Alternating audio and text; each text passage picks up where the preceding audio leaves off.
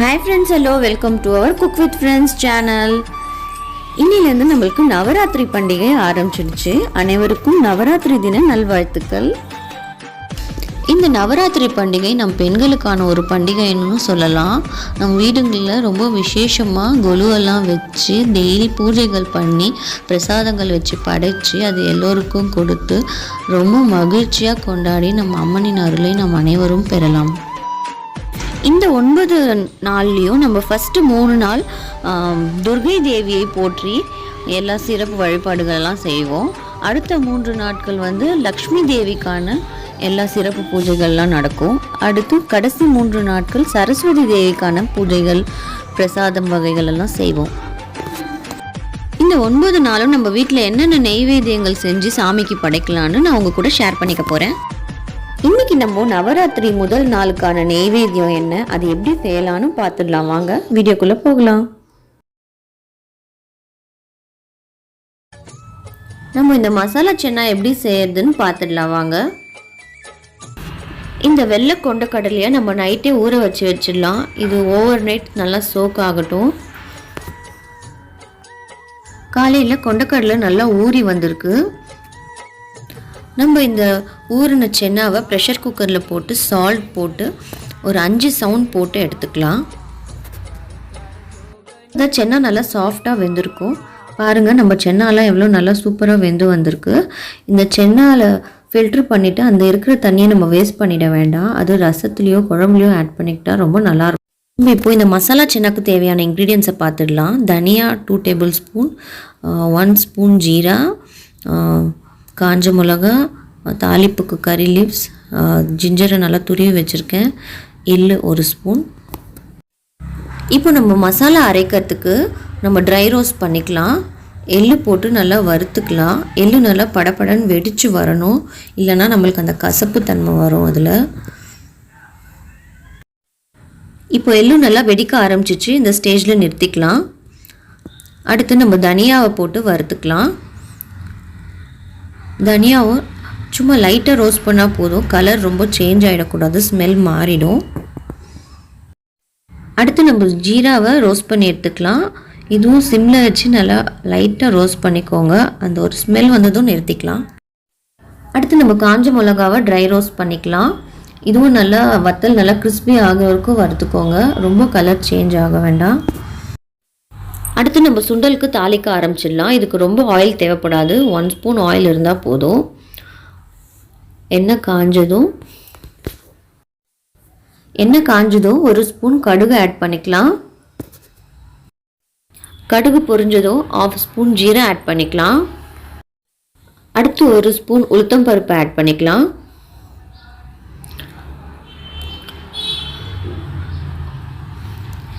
உளுத்தம் பருப்பு colour change ஆகாமல் லைட்டாக வறுத்து எடுத்துக்கோங்க. அடுத்து 3 காஞ்ச மிளகா போட்டுக்கலாம்.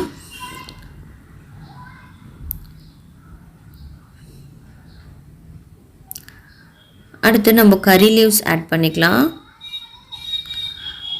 நம்ம துருவி வச்சுருக்க இஞ்சி ஆட் பண்ணிக்கலாம். அடுத்து பெருங்காயம் ஆட் பண்ணிக்கலாம். சுண்டலுக்கு பெருங்காயம் கண்டிப்பாக போடுங்க. இந்த தாளிப்பெல்லாம் எல்லாம் நல்லா ஒன்றா சேர்ந்து வதங்கட்டும்.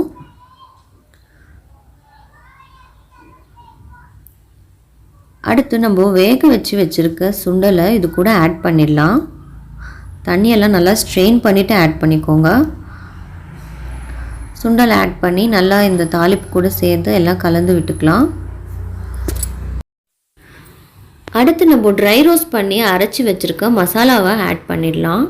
அந்த மசாலாவில் உங்களுக்கு காரம் எவ்வளோ தேவையோ அதுக்கேற்ற மாதிரி பார்த்து ஆட் பண்ணிக்கோங்க. மொத்தமே ஆட் பண்ணணும் தேவையில்லை. 1 ஸ்பூனாக பசங்கள்லாம் சாப்பிட்றதா இருந்தால் கொஞ்சம் கம்மி பண்ணிக்கோங்க, இல்லைன்னா உங்களுக்கு எப்படி தேவையோ அதுக்கேற்ற மாதிரி பார்த்து நீங்கள் போட்டுக்கோங்க. இந்த மசாலா ஃப்ரெஷ்ஷாக அரைச்சி போடுறதுனால ரொம்பவே வாசனை ரொம்ப நல்லாயிருக்கும். இந்த மசாலாவை போட்டுட்ட அப்புறம் ஒரு 2 மினிட்ஸ் நல்லா கலக்கி விட்டு ரோஸ்ட் பண்ணி நிறுத்திடுங்க. ரொம்ப நேரம் அடுப்பில் இருந்தால் மசாலாவோட கலர் சேஞ்ச் ஆகிடும். நம்ம இதுக்கு மேலே ஃப்ரெஷ்ஷாக கட் பண்ணி வச்சுருக்க கொத்தமல்லியை மேலே தூவி நம்ம அடுப்பை நிறுத்திடலாம். நம்மளோட மசாலா சென்னா தயாராகிடுச்சு. பாருங்கள், பார்க்கவே கலர்ஃபுல்லாக எவ்வளோ ரொம்ப நல்லா இருக்குது. எப்பயும் போல் நார்மலாக சுண்டலாக தாளிக்காமல் இந்த மாதிரி செஞ்சு பாருங்கள். எல்லோரும் ரொம்ப விரும்பி சாப்பிடுவாங்க. நம்ம இதில் ஃப்ரெஷ்ஷாக மசாலாஸ் அரைச்சி செய்கிறதுனால ரொம்பவே டேஸ்ட்டாக இருக்கும், ரொம்ப மணமாக இருக்கும். நம்மளோட மசாலா சுண்டல் ரெடி ஆகிடுச்சு. இதை நீங்கள் முதல் நாள் நவராத்திரிக்கு சாமிக்கு வச்சு படைச்சி எல்லோருக்கும் கொடுங்க. எல்லோரும் ரொம்ப விரும்பி சாப்பிடுவாங்க. எப்பயும் போல் இல்லாமல் இது ஒரு ரொம்ப டிஃப்ரெண்ட்டாக இருக்கும். இப்போ நம்ம கோவில் ஸ்டைலில் ஒரு வெண்பொங்கல் பிரசாதம் எப்படி செய்யறதுன்னு பார்த்துடலாம் வாங்க. நம்ம வெண்பொங்கல் செய்யறதுக்கு தேவையான இன்க்ரீடியன்ஸை பார்த்துடலாம். 1.5 கப் பச்சரிசி எடுத்திருக்கேன், 1/2 கப் பாசிப்பருப்பு எடுத்திருக்கேன், தாளிப்புக்கு இஞ்சி, கருவேப்பிலை, முந்திரி, மிளகு, சீரகம், அடுத்து பாசிப்பருப்பு 1/2 கப்பு, பச்சரிசி 1.5 கப் எடுத்துக்கோங்க, தாளிப்புக்கு நெய், பெருங்காயப்பொடி. நான் எல்லாமே இந்த மெஷரிங் கப்பில் தான் மெஷர் பண்ணியிருக்கேன். எல்லாமே ஒரே கப்லேயே மெஷர் பண்ணுங்கள், அப்போ தான் கரெக்டாக இருக்கும். அடுத்து நம்ம அரிசியும் பாசிப்பருப்பையும் நல்லா 2 to 3 டைம்ஸ் வாஷ் பண்ணி எடுத்துக்கலாம். இதை ப்ரெஷர் குக்கரில் போட்டுக்கலாம். இதை ப்ரெஷர் குக்கரில் ஆட் பண்ணிவிட்டு இதுக்கு தேவையான உப்பை ஆட் பண்ணிக்கலாம். இப்போது இதுக்கு நம்ம தண்ணி மெஷர் பண்ணி ஊற்றிக்கணும். நான் எடுத்த மெஷரிங் கப்பில் மொத்தம் 6 கிளாஸஸ் ஆட் பண்ணியிருக்கேன். உங்களுக்கு தண்ணி கரெக்டாக இருக்கும். நம்ம மூடி விசில் வச்சிடலாம். 2 to 3 விசில்ஸ் வந்ததும் ஆஃப் பண்ணிடலாம். அடுத்து நம்ம பொங்கலுக்கு தாளிக்க ஆரம்பிச்சிடலாம். நெய் ஊற்றிக்கோங்க. நெய் கொஞ்சம் நல்லா தாராளமாக ஊற்றினா பொங்கல் நல்லாயிருக்கும் டேஸ்ட்டு. உங்களுக்கு எவ்வளோ வேணுமோ அவ்வளோ பார்த்து ஊற்றிக்கோங்க. நெய் நல்லா காஞ்சதும் 1 ஸ்பூன் மிளகு போட்டுக்கலாம். சீரகம் 1 ஸ்பூன் ஆட் பண்ணிக்கலாம். மிளகு சீரகம் நல்லா பொரிஞ்சு வந்தது. கருவேப்பிலையும் நம்ம முந்திரி உடச்சி வச்சுருக்கோம், அதையும் ஆட் பண்ணிக்கலாம். அடுத்து இஞ்சி நல்லா தட்டி ஆட் பண்ணிக்கலாம். கடைசியாக பெருங்காய பொடி போட்டு நம்ம தாளிப்பு நிறுத்திடலாம். இப்போ பாருங்கள், நம்ம ரைஸ் நல்லா ஸ்மாஷியாக வெந்து வந்திருக்கு. நம்ம தாளித்து அதை இதில் போட்டு மிக்ஸ் பண்ணிடலாம். இந்த சூட்லேயே நல்லா ஸ்மாஷ் பண்ணிக்கோங்க, அப்போ தான் நல்லா ஸ்மாஷியாக வரும், பொங்கல் நல்லாயிருக்கும். நம்மளோட சூப்பரான அருமையான பொங்கல் ரெடி ஆகிடுச்சு. கோவில் ஸ்டைல் பொங்கல் நவராத்திரிக்கான முதல் நாள் பிரசாதம் சூப்பராக ரெடி ஆகிடுச்சு. இந்த கோவில் ஸ்டைல் வெண்பொங்கலை நீங்கள் வீட்டில் செஞ்சு நெய்வேத்தியமாக சாமிக்கு வச்சு படைக்கலாம்.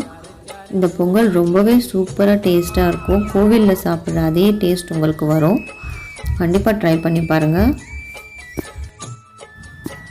சாமிக்கு இந்த நெய்வேத்தியம் எல்லாம் படைச்சி முதல் நாள் நவராத்திரியை நல்லா சிறப்பாக கொண்டாடுங்க.